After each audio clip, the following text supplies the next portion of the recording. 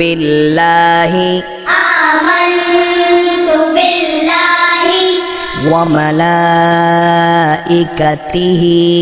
وملائكته وكتبه وكتبه ورسله ورسله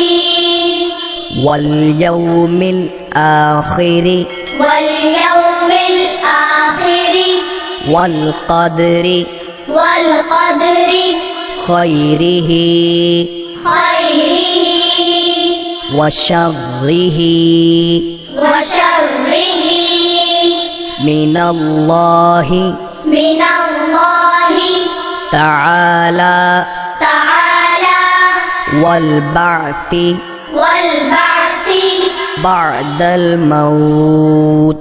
بعد الموت